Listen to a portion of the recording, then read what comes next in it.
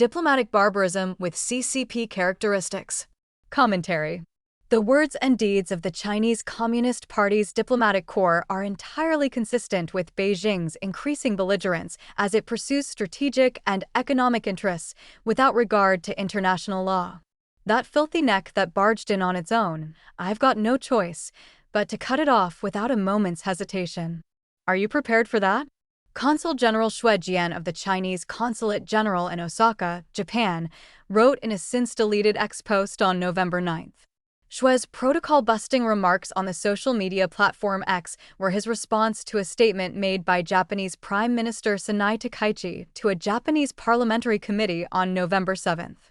At that meeting, she stated that a Chinese blockade of Taiwan would likely create a survival-threatening situation for Japan, an action that could compel Tokyo to deploy its self-defense forces in response. Xue's remarks appeared to be those of a barbarian, not a seasoned senior diplomat. Let us examine the issue. Xue Jian. Xue, 57, grew up in Huaiyan, a prefecture-level city in central Jiangsu province in eastern China. A prefecture-level city is the most common type of second-level administrative division in mainland China, ranking immediately below the province level in the hierarchy. He graduated from Beijing Foreign Studies University in 1992 with a Bachelor of Arts in Japanese Language and Culture. With this foundation, he was subsequently posted to various billets in the Ministry of Foreign Affairs focused almost exclusively on Japan-related diplomacy. Here is a list of his various assignments over the past decade. 2014 to 2018, Minister Counselor, Embassy of the People's Republic of China in Japan. 2018 to 2019, Counselor, Department of Asian Affairs, Ministry of Foreign Affairs. 2019 to 2021, Deputy Director General, Department of Asian Affairs, Ministry of Foreign Affairs. 2021, Present, Ambassador Rank Consul General, Consulate General of the People's Republic of China in Osaka, Japan. In short, Xue is no stranger to Japanese culture, Japanese politics, or the Japanese government. And as a senior diplomat with more than 30 years of experience, he almost certainly understands standard protocols for all diplomatic corps around the world. Standard Diplomatic Protocol. The number one rule for diplomats is to avoid any direct, public negative statements about other countries, especially those directed at the host country when assigned to a billet there. It is a core principle of modern diplomacy rooted in the Vienna Convention on Diplomatic Relations, customary international law, and practical necessity. Article 41 of that convention states, without prejudice to their privileges and immunities, it is the duty of all persons enjoying such privileges and immunities to respect the laws and regulations of the receiving state. They also have a duty not to interfere in the internal affairs of that state. The practical necessity part is pretty obvious. A foreign diplomat cannot possibly be effective and hope to retain the trust of the host country after, for example, a public personal attack on the head of state. The proper course of action is to maintain a constructive relationship, even when there are major policy disagreements between governments, by adhering to the concept of praise in public, criticize in private. Virtually all members of the diplomatic corps around the world never criticize the host country through public statements or the media. Xue's statement that Takaichi should be beheaded was a flagrant and barbaric departure from protocol, if not a direct personal threat. A similar comment from an overzealous junior staffer could be written off. Still, one can only surmise that Xue's statement was tacitly endorsed by his masters in Zongnanhai, since he has apparently not been recalled to date. Other CCP violations of diplomatic protocol.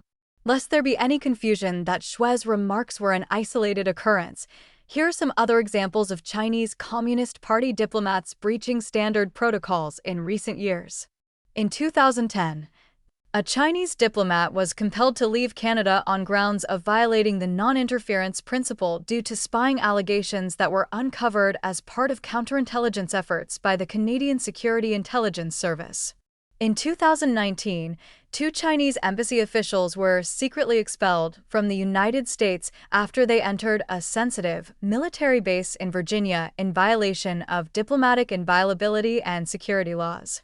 In November 2019, Chinese ambassador to Sweden Gui Zhongyu threatened journalists with shotguns for critical reporting and accused Swedish media of interfering in China's internal affairs during a public radio interview.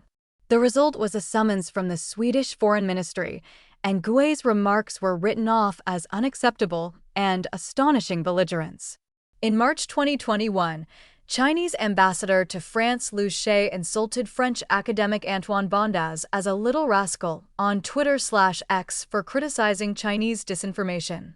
This led to a formal summons from the French Foreign Ministry, where he was encouraged to express regret and warned that such behavior would hinder bilateral relations. Liu apparently was promoted for his remarks, as he was named China's special representative for European affairs in February this year.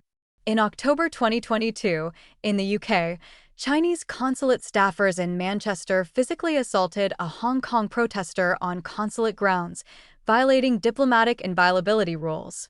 As a result of the incident, China removed 6 officials from Britain after they refused to waive their diplomatic immunity and to be questioned by British detectives investigating the case. In March 2024, Chinese diplomats and intelligence agents in Prague, capital of the Czech Republic, physically followed Taiwanese Vice President Xiao Bai Kim during her visit there and planned a kinetic action. No expulsions, declarations of persona non grata, or arrests of the Chinese involved in this incident were carried out by the Czech Republic. However, the Chinese ambassador, Feng Biao, was summoned by the Czech Foreign Office in protest.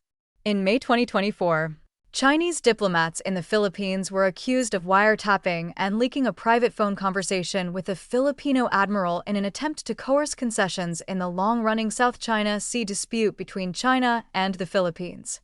Although there were Filipino calls for expulsion, Beijing denied any recording/leaking, called the accusations baseless, and took no internal disciplinary action. The incident faded without personnel consequences. In short, Shui's public comments were of a piece with periodic barbaric actions taken in the recent past by members of the Chinese Ministry of Foreign Affairs when on assignment overseas. Concluding thoughts. The Chinese regime's increased disregard for standard diplomatic protocols in recent years parallels the People's Liberation Army's continuing intimidation of China's neighbors in the Taiwan Strait, South China Sea, Senkaku Islands, Yellow Sea, East Philippine Sea, and elsewhere. Insofar as Chinese Consul General Xue Jian's horrible remarks are concerned, George Glass, U.S. Ambassador to Japan, may have said it best, appropriately, in an X post on November 9th. The mask slips again. Just a few months ago, compared Israel to Nazi Germany. Now he threatens Prime Minister and the Japanese people. Time for Beijing to behave like the good neighbor it talks repeatedly about, but fails repeatedly to become. Now that is how to deliver a stiletto within the principles of standard diplomatic protocols that skewers barbarism with CCP characteristics. More, please.